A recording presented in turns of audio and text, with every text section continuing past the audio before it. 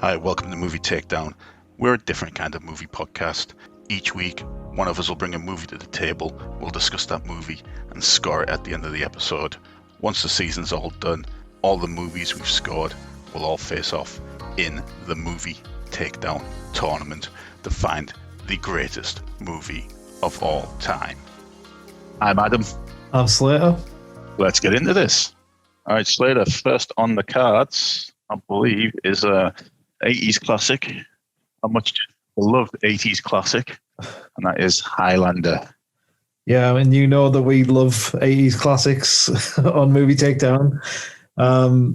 This one, from immediate recollection as a kid, it seems like it's got it all. It's got people swinging swords, it's got Queen on the soundtrack. We got, I think there's some tits in there. It should be good. Is the titties? Well, I remember somebody gets laid, I think. Well, it's Christopher Lambert. Yeah. He's always getting laid. It's his accent. Nobody's getting it like Christopher Lambert. It's got wrestling. It's got Madison Square Garden wrestling. Straight up. We're opening up straight away with Michael P.S. Hayes showing all the audience what a real sexy man looks like. And I couldn't help but think straight away that if he'd been the Highlander, I probably would have enjoyed this movie more. He's got the kind of animal magnetism that we need for a movie like this. It's the hair, isn't it? It's the hair. It's the swagger. It's the being slightly out of shape but acting like he isn't. Like that's dad bod. He was dad bod before dad bod was a thing. He was dad bod before old Ric Flair. Even young Ric Flair was still old Ric Flair in a sense.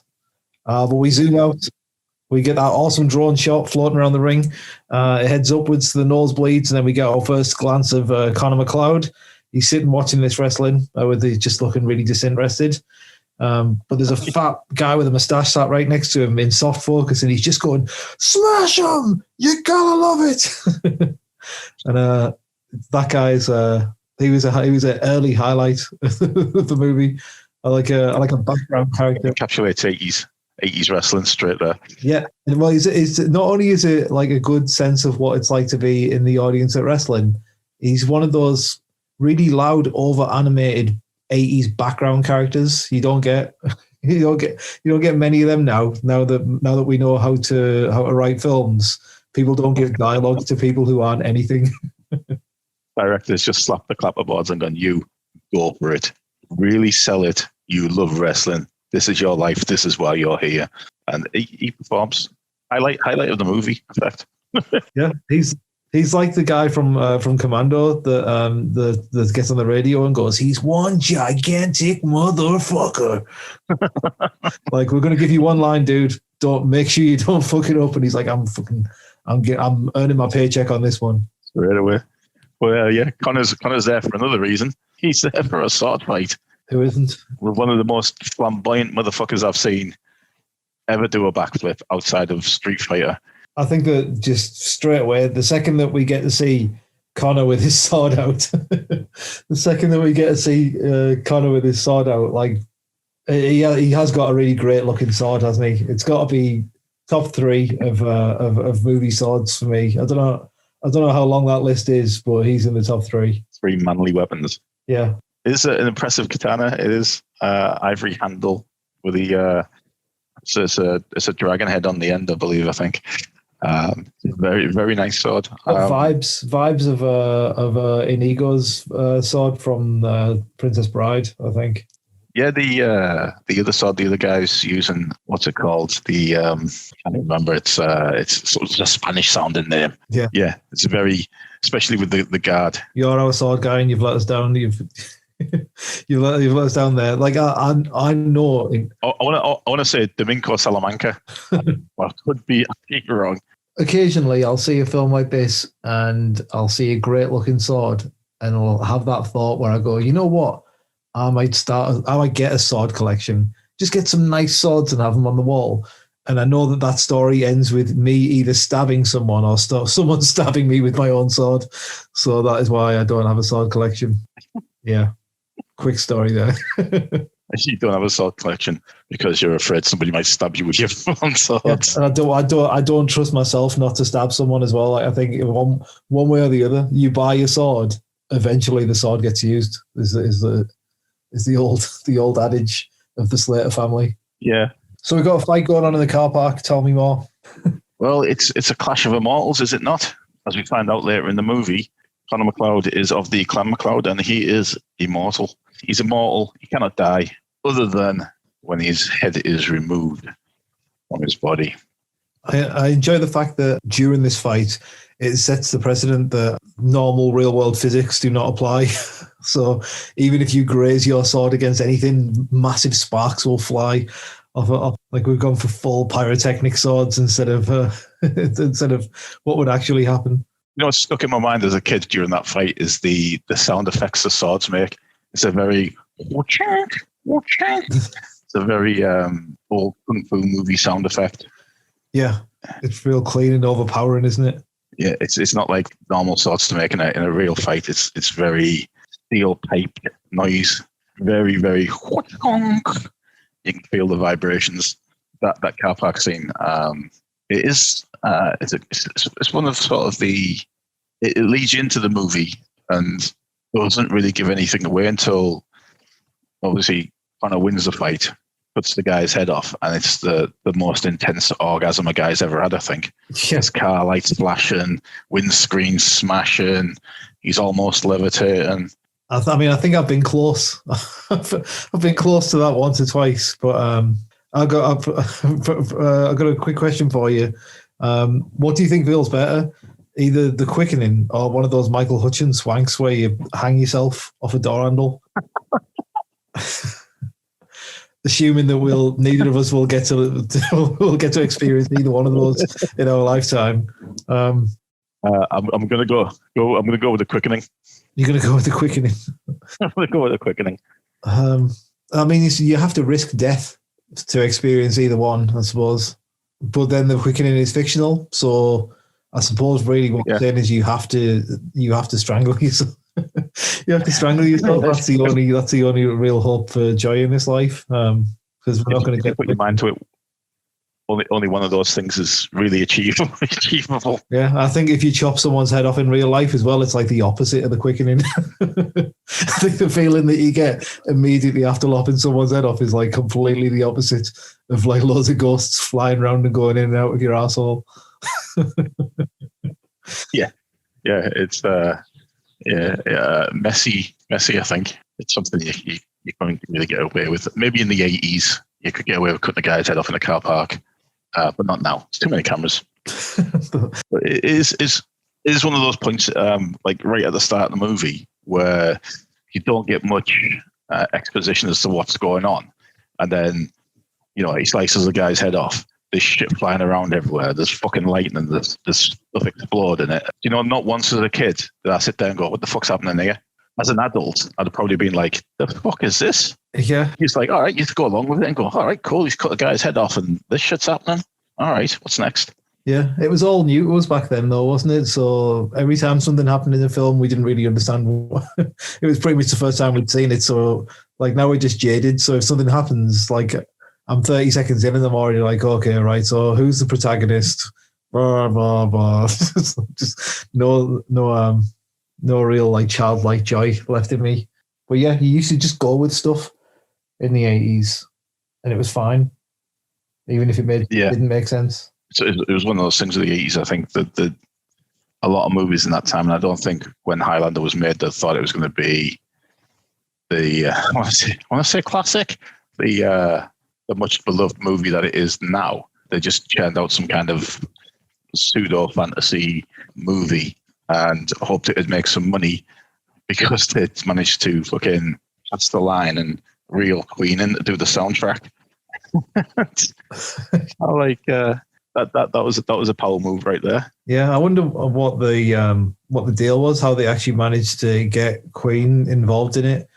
It must have just been that Queen had loads of songs that somehow kind of linked with the film, and they were like, these will do, because I'm not sure which album Queen would have just brought out at this point, but surely they're too big to be making the soundtrack for just this film. And this is like a grown-ups film as well. You think that if someone's going to get a really big band to do your soundtrack, they're going to want to make something that's got like more worldwide appeal and can be shown to kids and have a bigger audience. Unless that's just how businesses work now and people took more risks in those days. I suppose you had more R-rated movies in those days, didn't you? People were loving the violence and the swearing in those days. Yeah, I think with the Queen thing, Freddie being the genius that he is, was just like, we can do the soundtrack, and like basically all the music on that movie is by Queen, like all of it.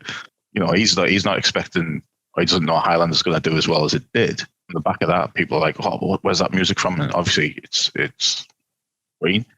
Yeah, it's a really nice bit of cross pollination between two separate fan bases. Oh, definitely. So anyway, we get ourselves out of the car park, and we go back in time to bonny old Scotland. It's one of those things as well. Anytime you've got a movie with Scottish accents, or it's set in Scotland, should I say, there's such. I mean, the 80s can't have been devoid of Scottish actors. You had the one guy that's in like everything that's Scottish, and a few other Scottish people, but the rest of it is just people putting on Scottish accents. Yeah, I can't understand why there isn't that many more Scottish actors, because there are some shocking Scottish accents nonetheless than Christopher Lambert. It's probably just the case that like an American film producer or whoever it is that's making those decisions is going to say, well, I mean, how many people have really met someone from Scotland? No one really knows what those guys sound like. Like anything will do. Every time I watch it and I see Chris in the like back in time in Scotland, just talking with that Scottish accent, I want the cop from the interview room, the one that goes, "You talk funny, Nash. Where you from?" Just to pop up every single time. every time Christopher Lambert talks with a Scottish accent, that cop pops up and goes, "You talk funny." where are you supposed to be from? I like the fact that it's called attention to straight away with when they're leading into onto the battlefield, and Connor's friend turns to him and he goes, "Are you scared, Connor?" And Cousin Dougal he's called, and Connor goes, "No, Cousin Dougal, I'm not." It's like he's just asked him, "Can you do the accent, Connor?" And he's like, "No, Dougal, I cannot." No. So he's so like he's just so weak sounding. I know he's relatively young at this point, and he's supposed to be, not a bit of an inexperienced character, but he looks so soft faced in this film. It's like he looks like a baby with a drinking problem. Like he's got that kind of like a bit of a 5 o'clock shadow, but the rest of him is so like just untouched and unblemished by life. Yeah. I mean, I've got nothing against the Scottish. I love the Scottish, but it just seems to me that the Scottish that are depicted in this, again, it's probably going back to the production side of the movie, not having any experience with anybody from Scotland. But most modern day Scottish people are a lot rougher than that. They were highly polite Scottish people back then. I imagine back in that day, there would have been a lot more up for the fight and a little less tame as they are in there. less house trained. Like, "Are you ready for the fight, Connor? Cousin Dougal, let's go and kill him." They'd have been up for it. Like, but no, he's like, "Oh yeah, all right then, come on then, yeah, let's go have a bit of a scrap." It's like they're going out to a theme park for the day or something. Like, "Are you gonna go on the roller coasters there?" "Oh, Dougal, I don't know." What the fuck accent was that? I think I went Welsh there for a second. And then his girlfriend is like called out to Cousin Dougal. She says, "Remember to bring him back in one piece." And you know which piece I'm talking about. like she just wants him to just bring back a dick. Like, "Well, I'm sorry, Connor. Connor was wounded in battle, but don't worry, we brought back his haggis." "Here you go. I brought back his neeps and tatties." Neeps and tatties. And then, there's that to get out there.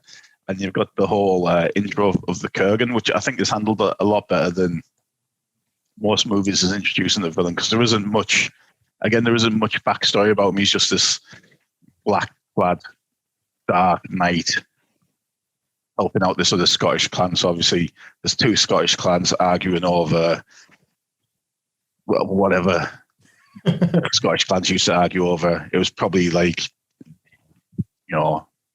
Thomas said the wind was blowing from the right to the left, and it wasn't. It was from the left to the right. Let's fight. That's how it gets started. That's what it's like in a pub. Every Glasgow Saturday night in a pub, someone says some shit that's foul, and next thing you know, everyone's on a field sprinting towards each other. Like how bad was this style of fighting, where it's just everyone runs onto a field and you all kind of look the same and everyone's just waving swords around.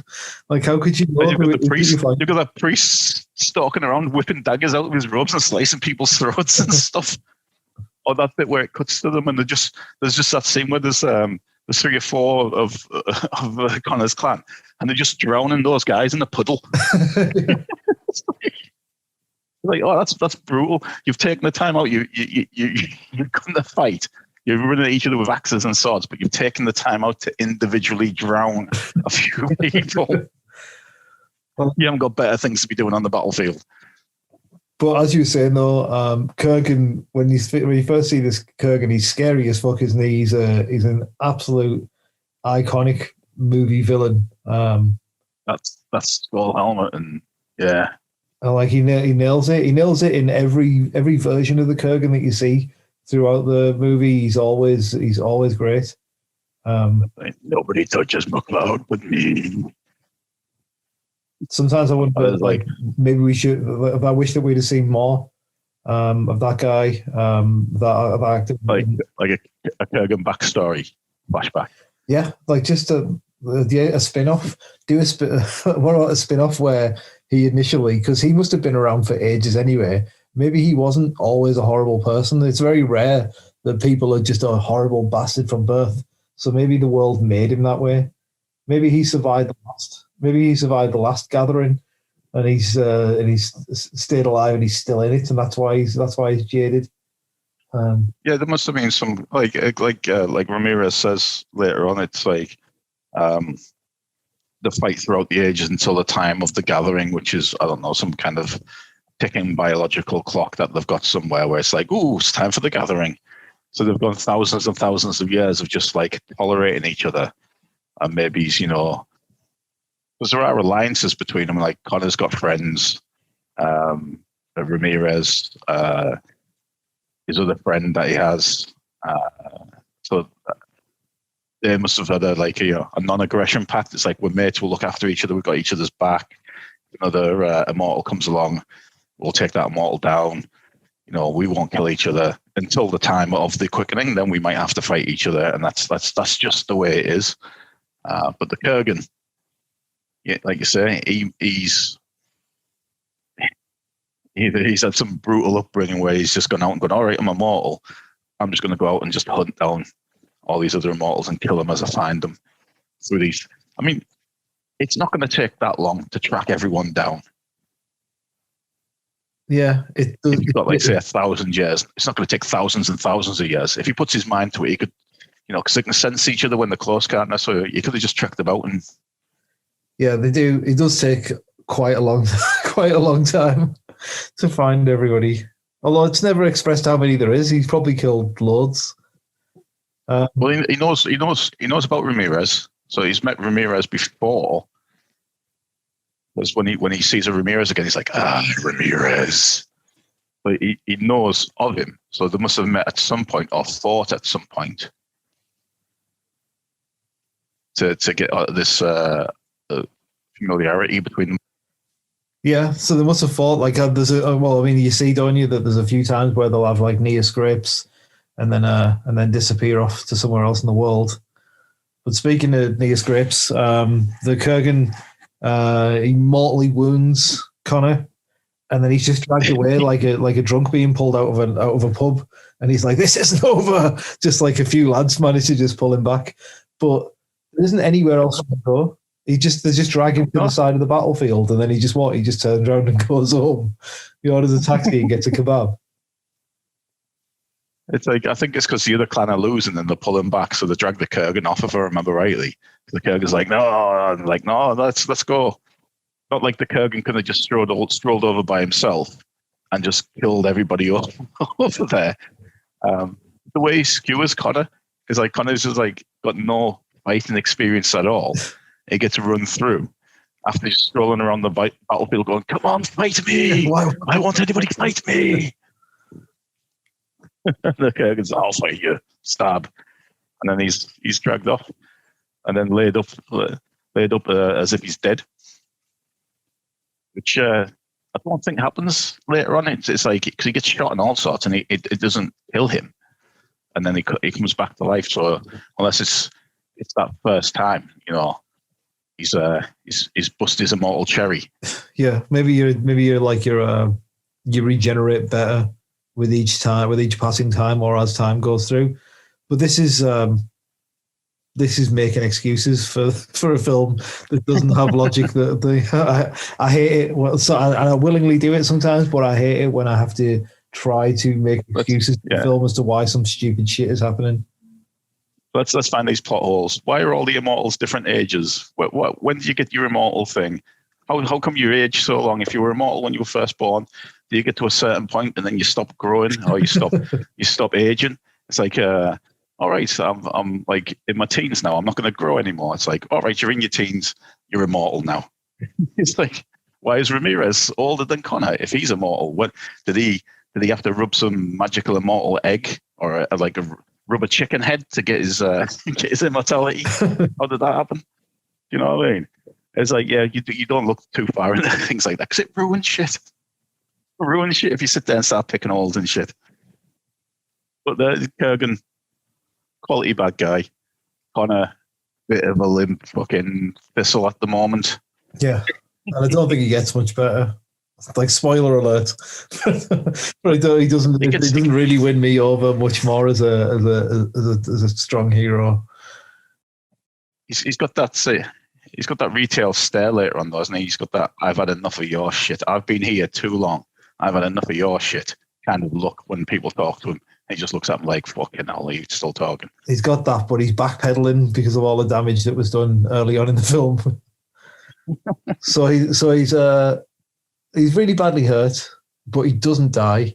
And his own wife wants to grass him up to have him burned for being a witch. That's fucking like not even his own wife is going to stand up for him. Why wouldn't she just be saying, no, I think he got better. Like, I think he's just a strong lad. That's how they tackle it in Monty Python. I'm like, oh, I got better. He's like, oh yeah, he was run through the liver and a kidney. He just got better. No wound. He's up. He's out drinking. But that bit where he goes to the pub and Cousin Dougal doesn't want nothing to do with him anymore. That's a bit shit. So we skip forwards because he's been exiled, and now basically this is where Sean Connery turns up. Sean Connery's going to come look after him, and we're going to start that training where he's looking at him. He takes him to see a deer. Is it a deer they're looking at? And he says, "Look at it, boy. Yeah. Can you feel that?" And then they both start hyperventilating a bit, like they're going to they both feel a bit sexy, looking at each other, going, and deeply. Look, can you feel that? That's the quickening, boy. Get a bit of the quickening in you. But here we are. Now we're moving forward. Now the film, the second that Sean Connery turns up, I'm enjoying the film more. Every bit of the film that Sean Connery's in is better for it, and it is the deal, isn't it? Or am I quoting a popular misconception that Highlander is supposed to be Sean Connery with him being Scottish and everything and a better actor, but he's just too old to play Conor McLeod when he's younger and for the whole. Yeah, he's he's too old to play a young Conor McLeod, but when you see them running on the beach, dude can sprint on. He still had it back then. Yeah, no, he's like, I still think there's a good chance that he could have, if we'd have had better technology, if we'd have done that thing like from The Irishman and just reverse aged him, Highlander would be a much better film. We'd be talking about it differently to how we are today. Yeah. I do like the that whole training montage because, like, at the time, Sean Connery turns up as Ramirez. Connor's found his new wife Heather, and he's built that tower, and they're having a lovely life together. And up rocks Ramirez to ruin it all. You're immortal, Connor. You cannot die. What do you mean? Stab. And then there's that whole training montage with the beach and the balancing on the boat and falling into the lock where you can't drown. That's got one of my favourite back and forths in the movie there. He says, "I'm a man, not a fish." And he says, "You complain endlessly." And he says, "You look like a woman, you stupid haggis." It's some really, that is like first draft dialogue. Like you'd say, well, one of them says something like this: "You look like a woman, you daft haggis. Keep going. Let's just keep going. We've got to get this stuff done. We haven't got much cocaine left, and we need to have a first draft done by the end of the night." And it's just been left in, but all the better for it. And you've got the whole that training montage, which culminates in the rocky outcrop of the Highlands, where they're doing some sword, kata, for lack of a better term, on top of that rocky outcrop. Loads of nice shots there, great music blaring over the top of it. It's that's good. That's good stuff. That's all shit that needs to go in the trailer. Totally works.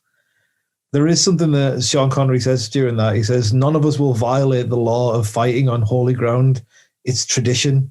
But how is it a tradition if there's only one group of them and they all have to die? Like, who passes down the tradition that no one is allowed to fight on holy ground? Like, there's no. It'll be one of those scenes where, like, all the immortals will have got together to fight, and then one of them's gone like, "Hang on a sec, lads. Hang on. We'll do it." It's like it's non-stop. We're at each other's throats constantly. We need to have a bit where, if you need a break, you can have a break. We don't have to be at this all the time. The quickening's not going to happen yet. None of us are drawn to the quickening. We don't need to go around slaughtering each other. I vote that you're safe on holy ground. Yeah, no one violates that, or we all come after you. Who's with me? And they wrote up a little pamphlet. If it want to be in a book, it'll just be like a list, like the 10 Commandments kind of thing. They wrote up a little pamphlet. Back then there was no printing, so they've had to handwrite each one. They took their own notes, But they could go for quite a few religions, so any holy ground. So most countries have a religion. So I imagine if you're immortal in any country, you could duck into a church or a mosque or a synagogue or a Shinto shrine. Or surely the fact that they're immortals would negate any belief in religion or whatever god whose home is the church that they're in. But again, we're picking holes. It's one of those things where if you are looking for another immortal, and one of the rules is you don't fight on holy ground, who gives a shit? I know I wouldn't. Yeah, I'm taking the rest off if I can. So here's another question for you. While we're talking about the whole training thing, what's a better running on the beach scene? Lambert and Connery or Stallone and Weathers on the beach in Rocky 3? I'm gonna have to give it to Sly and Carl for their beach running. They although the Sean Connery, Christopher Lambert scene is very playful, and they're having a laugh about it. They're having a sprint. I think the rivalry from Rocky and Apollo is more sells the scene more. There's a little bit more behind it. Not the tight shorts or the the 80s style fucking crop tops. So what you're saying is that if Sean Connery had a fucking pair of budgie smugglers on, you'd be you'd be giving it to Highlander. Okay, that's fine, but just know that that's a markdown for this film. It's lost one already. Right. Okay. So we're killing our time here. We are digressing like fuck. So let's get into we should mention that since this is the first episode, we're trying to keep everything down to between 45 minutes and an hour. So failing. If we run over, you have our apologies. You just get more of us for a little bit longer. So let's go. Let's get into the fight. The fight with Connery versus Kurgan. Like, this is fucking good. This is the first fight scene that I was sold on it. It still stands up totally to this day. Yeah, you see, the bit that sticks out for me most, it's not so much the bit at the beginning of that fight. It's the bit on the stairs, when the side of the tower is being blown out by the lightning, and it's all exposed to the elements and the fighting away. It's all crumbling away, and there's like every now and again just like a couple of pigeons just going up, just flying past them. But it's only every the 10-20 seconds or something. But this is before CGI as well, so there must have been a guy at the bottom going, "Do another one," and just bunging pigeons up into the air. You think the directors watched some John Woo movies and thought, "I haven't got doves, I've got pigeons"? No, that's clearly where John Woo's got it from. John Woo's watched Highlander, and he's like, "That is going to be my fucking thing." I'm on it. Doves instead of pigeons with a. But yeah, that whole bit with the. I love the setting of it because it just comes over because I don't think it's a stormy night. I think it's just coming into dusk. And Heather and Ramirez are sat there chatting away, and like the Kurgan turns up and boots the door down, and then the whole fight ensues. And that fight on the stairs, like I said, with the lightning hits and it blows the chunks out of the building. I got a similar feeling, or a flashback to this scene, watching like the final season of Game of Thrones, where the Hound's fighting his brother on the stairs, and it's a kind of same thing where like the building's been destroyed. Yeah, I think the aesthetic of that fight as well. That's exactly how He-Man Masters of the Universe films should look. If they were ever going to do He-Man fighting Skeletor in Castle Grayskull at the end, and all hell's breaking loose, and you're getting the good guy versus bad guy boss fight, like that is the way I'd want it to look. It would be good. But we will never get that film. No, so we'll never get that. We'll never get a Dungeons and Dragons movie. I mean, that Renault car advert that did with the live action Dungeons and Dragons clip, that was absolutely awesome. I remember seeing that and going, this is how a Dungeons and Dragons movie should look. But it's never going to happen because movie producers look at it and go, yeah, that's what people want. Or I know what people want more. Yeah, I know how to give people what they want, but spend less money whilst also giving a really large amount of money to myself. That's what we'll do instead. It's like, I don't think they'd ever be able to remake this movie, Highlander. I don't think they'd be able to go, all right, Highlander, we're going to remake it.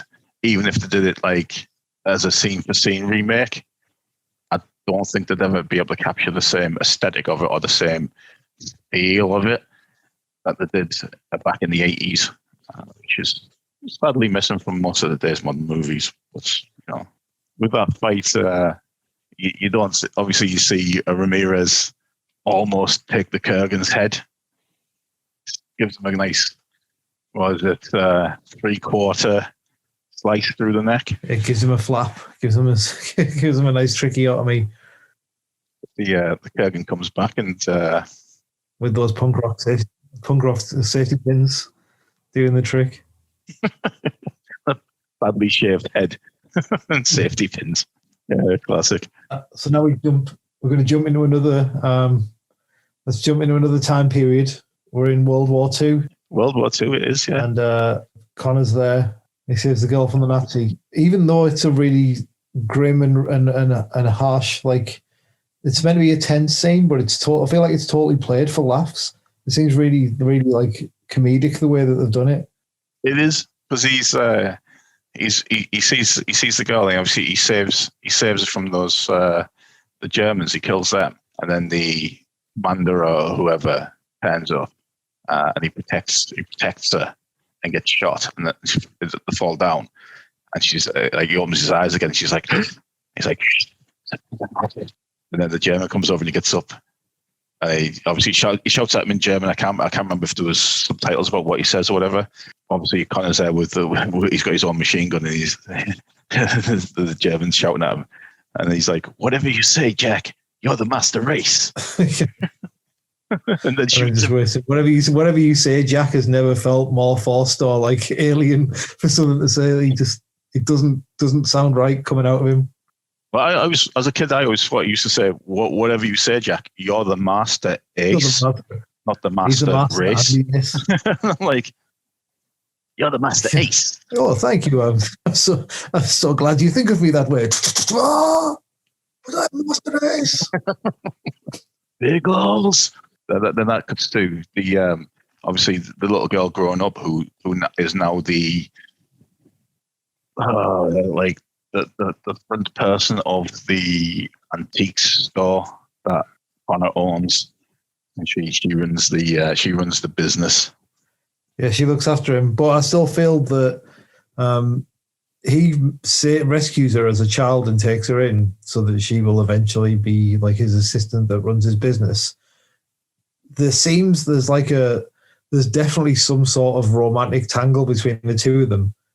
And I'm going to pose to you the question that if you meet someone and they're a child and then you wait like 20 years and then shag them, are you still a pedo? Because I think you still sort of are. Yeah, I think that's like the longest grooming game of ever. Like, I'll rescue you from a war, from the Nazis as a child, and take you home. And the whole time he's thinking, like, just you wait, Heather. I think it's slightly more. I think it's slightly more sinister than that. You know, more sinister. He's rescued. Yeah, not like in a perverted sexual kind of way, but I think it's more sinister in the fact that he's rescued this girl. Yeah, he could have let her go and then kept tabs on her throughout the years, but he hasn't. He's not let her go anywhere. He's raised her, so it's like a bit of Stockholm syndrome going on, because he doesn't want her roaming around going, "This dude can't die." So rather than sort of snap her neck, he's just kept her alive and kept her like in captivity as such. But like, what's the phrase? Like a caged bird. He's done a Woody Allen on her, basically, hasn't he? He's taken her in and he's like, "Don't worry, I'll provide you with a safe and loving family home, in which you can flourish and forget about the bad old days." And then eventually, I'm hitting that. Is what he's done. That's what he's done. I mean, he's although fair play to him, he's gone through some heartbreak. There is the whole thing with is it Heather? Is it Heather at this point of the word? She goes. Doesn't she go to get like a bucket of water or something? And she goes over the hill, and when she comes back, she's just got a grey wig on, and it's like they've done such a bad job. She's so fucking old, and she's like. She's also like hours away from death at that point, and he's going, "Come on, Heather, let me take those heavy buckets of water off you." It's like, well, why is she going and doing it if she's nearly dead? You're fucking immortal. It's like they've done that thing they used to do in Jackass, where they hit somebody in the face with like a load of flour and like antique them. They've done that for like a hair's all grey, a face looks like it's got loads of powder on it, and it looks like they've rubbed like sticks of chalk in her eyebrows to make them white. It's like modern digital movie prints of classic 80s movies should never be seen. As he just throws all this shit up on the screen and you look at it and go, "Jesus Christ, that looks awful." Yes, it's the worst aging job I've seen. It's like, and that bit while Who Wants to Live Forever is playing, it's just like the start of Up. It's just watching a happy relationship just really slowly crumble and wait for the woman to die, and then it's time for it to go on. But given the time period it is and where they live, she's probably only about 26 at the point that she's dying. This is true. Well, it Connor's waited that long.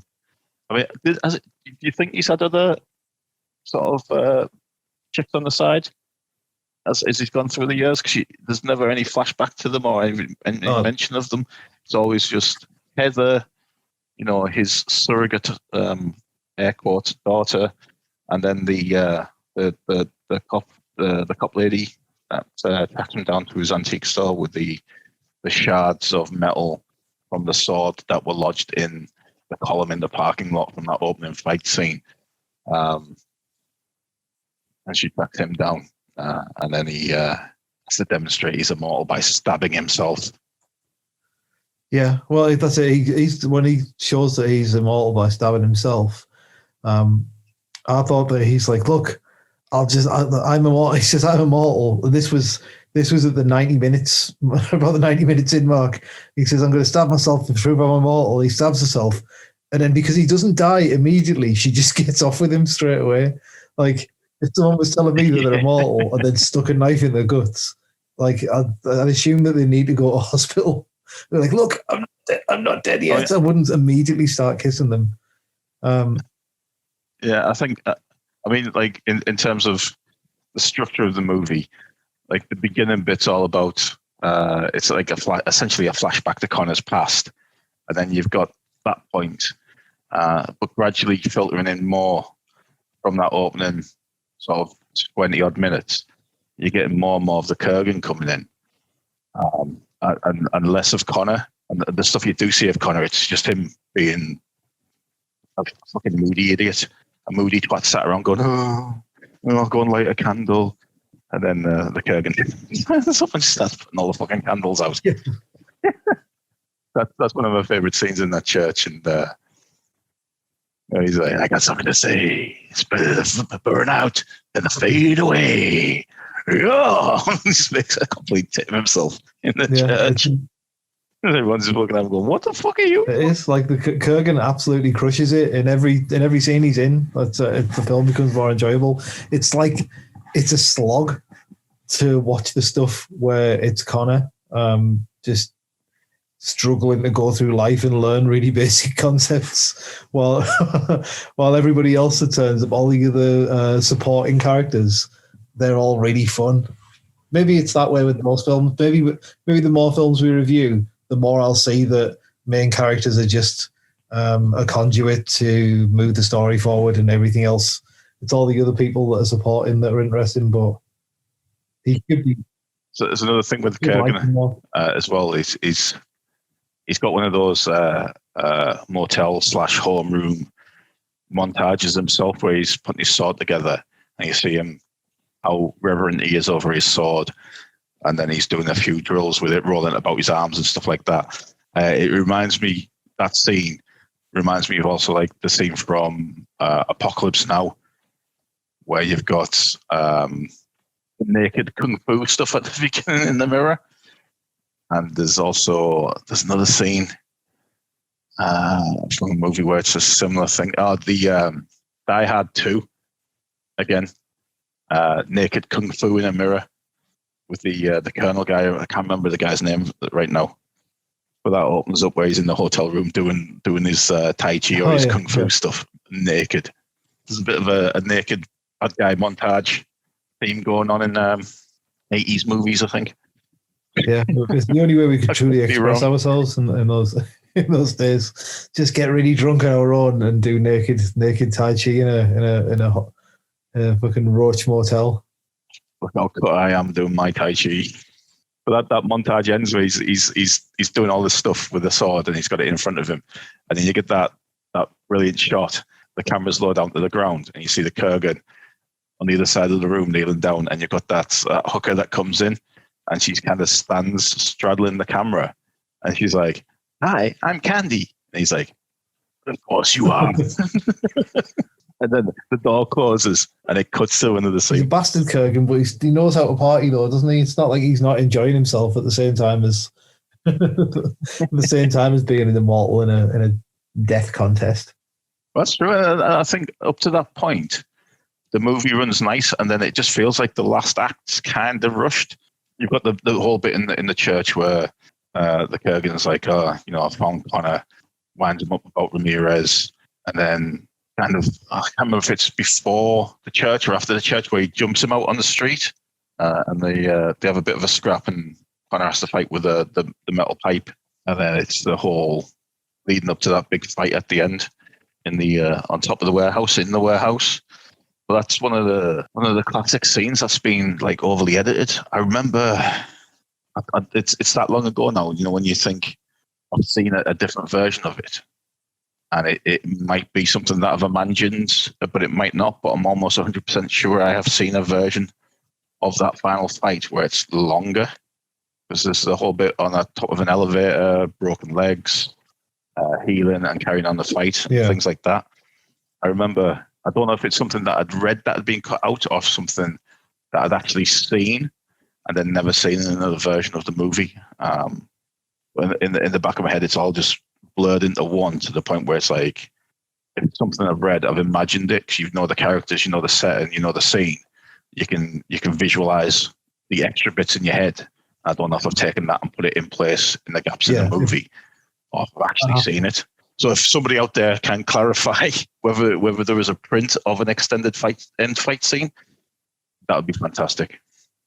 It's very easy, isn't it, when you've seen a movie a bunch of times and then you see YouTube clips where there's like a little something that was a cut scene or something like a various take, to just make an amalgamation of the two in your head after a while.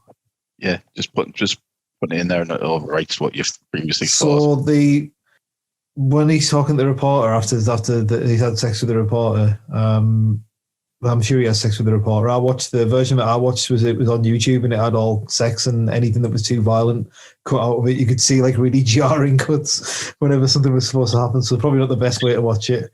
But she says to him, she drops the wisdom on him, and she says, "Most people are afraid to die, but you're afraid to live. Don't lose your head." And I just thought, oh, fucking thanks a bunch for your insight. I'm sure that I've never thought of that in the million years that I've been alive. Someone is literally trying to chop my head off, and you're making puns about it, like going, "Oh, don't lose your head." Like if someone was going to try and chop your head off, and you're like, "Oh my God, this massive bastard that's like 1,000 years old, who's chopped off hundreds of heads probably at this point, is coming for mine as well." And someone went, "Oh, well, cheer up. Don't lose your head, mate," on the way out the door. You'd be like, "Fuck you." Yeah, I'll try not to. Yeah, cheers for that advice. Yeah, you know what your problem is. You're not afraid to die. You're afraid to live. Oh, thank you, Miss fucking Fortune Cookie. Tell me something I don't know. Yeah, he almost needs to sit down and go, "Look, what's going to happen is I'm going to win. If I don't win this, I'm going to stay immortal. I'm going to watch you get very, very old and die, or very, very old to the point where I'll get that annoyed with you. I'll be bringing new chicks home and I'll just be banging them in front of you, just because you turned me into a bit of bastard from the offhanded fucking pun you made when I was walking out the door." It's probably what happened to the Kurgan, in fairness. He's probably sounding he just had one or two bad relationships over the years. He's watched all of his friends and family die, and he's just thought, "Fuck it, I'm fucking having everyone now." He's saying some kind of twisted chick fucked the Kurgan. Who hurt you, Kurgan? who did this to you? Maybe you need to take some time. But when Kurgan kidnaps the reporter and he puts her in his car and goes for a joyride, there's so much screaming. It just seems like it feels like it's about 10 minutes of of a woman just screaming like too much, to the point where it just becomes annoying to watch. I think at that point they tried to make it part of the music. I think in the editing they've gone, "Oh, we can try and modulate the scream to fit in with the soundtrack, kind of." But it doesn't work. I certainly hope that's not what was happening, because it's not what I got from it. I can see it happening. The director fucking knows how to shoot a car going fast, though. This car chase and the bit at the start where they're in the underground car park and he tries to get out really fast to get away from the police, like when he's got those shots from inside the car and you can just see everything whipping past him. it does look, it looks scary how fast they're going. So that scene, one of the car scenes as well, I completely forgot about the Vietnam vet vigilante. Oh yeah. With the Uzi where he gets skewered and he lifts. Yeah, he him got up. done so badly. That guy, he gets spiked in height, and he's just like Wah! Screaming for ages, and he's still basically all right as well, isn't he? Even when, even though he's had all. I think he looks like he should absolutely be dead, and then when it cuts back to him a little bit later, he seems like he's fine.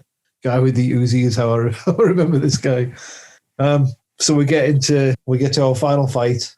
What's your thoughts on the final fight? If you've got does it deliver? If you've just watched a 90-minute movie building up to a big fight, did this leave you happy at the end of it? Yes and no. I like the whole quickening bit at the end of it. I like the more animated, swirly, drawn elements of it. The effects and the big windows blowing out and everything. But like I say, I think that fight scene's a bit too short. I think it'd be a lot better if it was longer. I can see why it's not longer, but I do like the open environment of the warehouse. There's not much clutter around, so it is a straight up fight. As a kid watching it, it did have that cool sword fight feeling about it, but it's not the best sword fight I've ever seen, especially from an 80s movie. But I don't know. I think it was either down to it being cut too short to fill in with time constraints.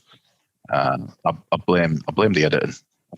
So no, it didn't live up to the hype. In answer to your question, the end of the movie, I feel the opening fight scene, the opening sword fight, was better than the final sword fight. Really? Okay. So I think that what the selling point, the big thing that you enjoy out of that fight is the swirling ghosts and the Michael Hutchins wank happening in the air. That's like all the exploding glass and all that shit. That's magnificent when that happens. And even though the animation looks a bit dated, it's still a really visceral part of the scene. I do like the way the Kurgan smiles before his head falls off his shoulders. Yeah, that's good. Badass to the last breath. I don't think the fight needed to be longer. And if the fight was going to be longer, then you absolutely had to cut out more of the film beforehand to make more space for the fight. But I don't think that the people making that film could have delivered a much better quality fight. So based on the fact that, for me, it's all about the big explosion and the special effects at the end, the fight is kind of secondary to that. So I would have been happy if the fight had even been a little bit shorter. Fight scenes can get boring if you're watching them. I'm not even asking for like another 2 minutes of fight scene, maybe a minute and a half extra fight scene. I'm sure they could have salvaged that from somewhere else in the movie. Yeah, well, there's quite easily a minute and a half. There's loads of stuff that should be on the cutting room floor for this film, really. But yeah. So I think that the fight itself is all right. It's nothing. It's nothing really special, but it's still cool. The explosion at the end. I still feel like I've got my money's worth out of that exchange that we've been waiting the whole movie for. Yeah, there's a bit of finality to it, especially after the Kurgan mentions about raping upon his wife, thinking it was Ramirez's woman, and then Connor's just like, yeah. There is that whole revenge for justice for Heather aspect going on. So it wraps everything up nicely. It doesn't have to be a movie with any sequels or anything further from that. It could have just been this one movie, and we would have been completely happy. All the loose ends tied up. I think that brings us to the end of everything other than the scores, doesn't it? I mean, time wise, are we doing on the clock? We're at 59 minutes right now. So we'll push it to the absolute limit. You've got 15 seconds to score this if you're going to try and do this in an hour, which is not. 15 seconds not. I mean, if running over a little bit, I don't think that matters, at least for our first episode. I mean, the way we score things Being this is the first episode, we should explain it a little bit more detail and not a little that you're going to get bored over it. But basically, we're going to score it in 5 categories. So we're going to score the overall movie. We're going to give the hero of the movie a score. We're going to give the villain a score. We're going to rank the music, and then we're going to give it a score from our own personal experience. At the end of the day, what we feel that movie has an impact on us now, how that would translate into a out of 10 score. So yeah, they're all scored out of 10. And we're going to just rate the movies. So we'll rate the movies. We give them these 5 scores. That's going to create like a little top trump card for each movie. Then what we'll do is we'll take all of these movies with their individual scores and play them off against each other in the movie Takedown tournament that we'll do as a season finale. So yeah, you've got that to look forward to. But in terms of scores on this, if we start off with the movie as a whole, so looking at the way it flowed, the editing, the script, yada yada yada. I've got these down as direction, hero, villain, soundtrack, and overall impact on my scorecard. Same thing. So direction. Yeah. If you were to score this movie out of 10 for direction side of things, what would you give it? Me, I'm just going to give it a 5. Right. And it's because it's not necessarily a bad film. It could have been better though. It could have been good. I reckon if it wasn't for a few of the really obvious shitty pitfalls, we could have been looking at a good solid 7, a good solid 7 for a film, which is exactly where something like this belongs. But it lets itself down a little bit because it's a slog. It's a fucking slog at times to watch. Yeah, and I'd like it to be faster paced and to be more exciting throughout. Yeah, I mean, taking off the rose tinted spectacles and throwing them to one side for a second. I think in terms of when I look at it as a whole, I do score it slightly higher. As I said, that the majority of the movie, other than the end, for me is all right. It is, like you say, it's a bit of a slog at times, but I feel I've got a lot more in touch with it, having been to a few spots where the movie was filmed. I'd have to give that like a 5.5. So I'm not much off where you were, but I'm giving it an extra half mark for nostalgia. Okay. I'll remember the half mark for nostalgia in future when grading. What about hero? Tell me on Connor. On Connor.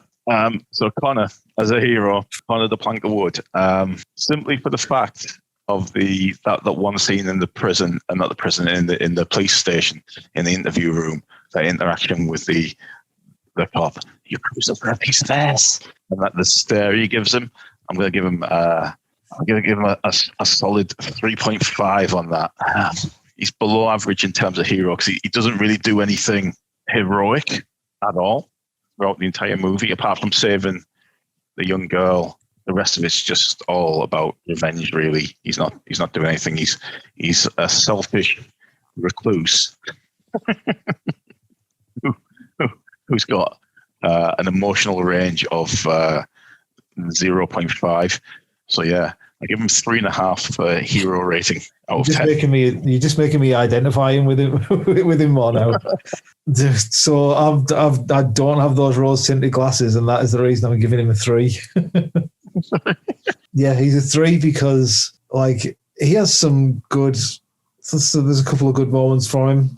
He tries. He says stuff like whatever you say, Jack. Like he tries to be a hero, but he doesn't look right. He can't do the accent that he's supposed to be doing. The fucking film is called Highlander, and he can't do a Scottish accent. That should be one of the first things you should be able to do. Otherwise, he's a passenger in his own movie. Yeah. He just drifts along and has things happen to him. And the actor that is the main Scotsman is playing an Egyptian from Spain. Yeah.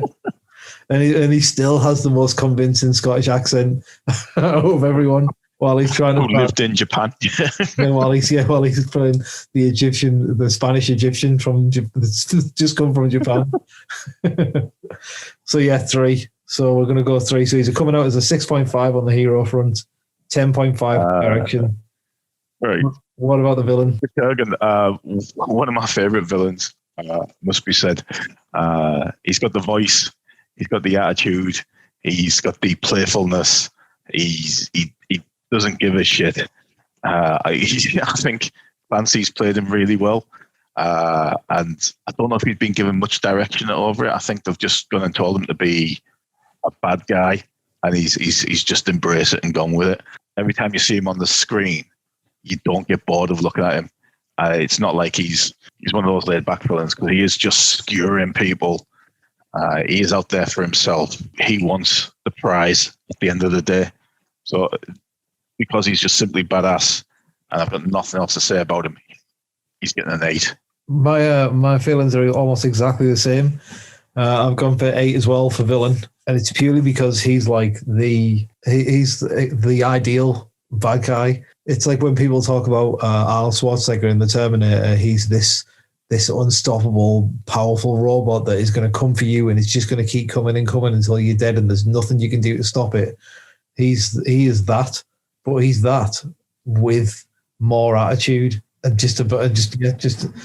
and he's got that just that playfulness of being a bad guy. So even though he's frightening, the stuff like where he's scaring the nun in the church, like these are all really, really cool character traits for a bad guy. And it's just a shame that McLeod wasn't fleshed out, or just wasn't. Maybe he is fleshed out as that much. He just wasn't able to carry the character. Yeah. But yeah, the strongest point of the movie is the villain on this one. So 8 plus 8, we're scoring 16 on villain. What about soundtrack? Soundtrack, it's probably, barring a few select Queen tracks, it's probably my favorite Queen album. It's got loads of classic tunes on there. Obviously, Princes of the Universe, Who Wants to Live Forever, It's a Kind of Magic, straight up 80s classics.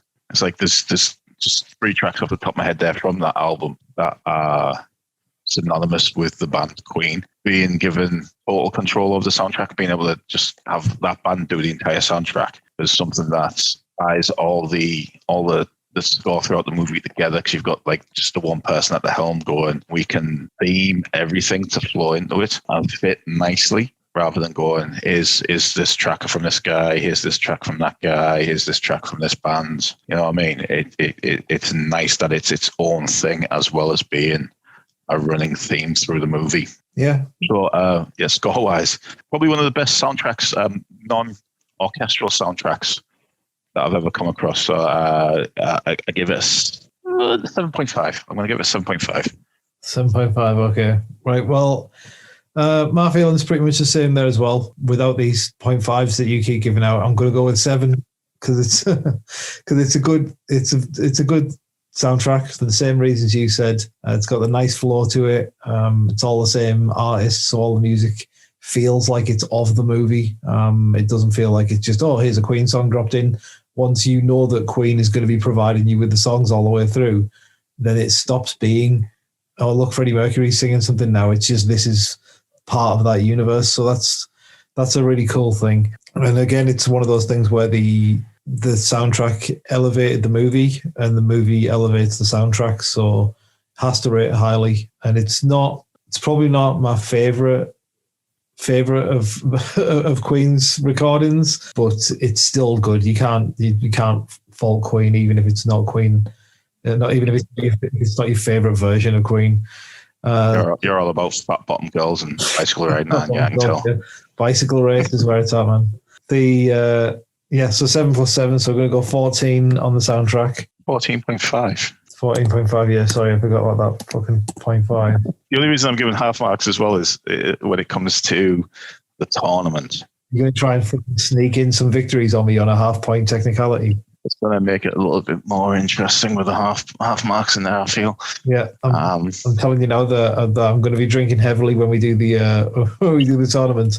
And if the film that I love loses by half a fucking point, there's going to be hell to play. Overall impact, let's do it. What's the big take home? What's the Jerry Springer's final thought for you on this one? So looking at overall impact, being the person I am now and rewatching it now, the impact, the overall experience I get from it is not as good as I remember it being. There are other movies out there from the same period that are done a lot better. I mean, weighing everything into account, it's only getting a 4 from me. Okay. There's plus points, but there's too much inconsistency, and I probably cop a lot of hate over it. But I prefer Highlander 3 to the first one. You can't prefer any Highlander that isn't the first one. Well, it goes Highlander 1, Highlander 3, and then the TV shows. I don't remember much, if any, of Highlander 2, other than remember, I think I was watching it as a child and thinking, this is bullshit. And I think that's how I prefer to remember it. Why are these immortals now space aliens? Okay. So, my overall impact, I'm going to go with a 5. I'm rating it slightly higher because my opinion of the impact of this movie is memories of when it came out and the soundtrack being dead big, being excited to watch the film, watching it and being excited about it, wanting it, like then going and getting like table legs or pieces of wood and sword fighting in the garden or in the street with your friends. Like it was one of those things where it was a big deal to popular culture, I think, when it came out. I mean, sword fighting films that we'll review. Would you be running around playing Highlander, or would you be running around playing Star Wars? You know what I mean? It's like, well, anything where we get to hit each other with wooden sticks, really. Ninja Turtles, Star Wars, Indiana Jones, like anything will do. Anything. It's all just a really thin veil to cover the adolescent violence. So overall experience-wise, Highlander comes out with what, a 9? With a 6. Oh no, sorry, a 9. Yeah, I can't count.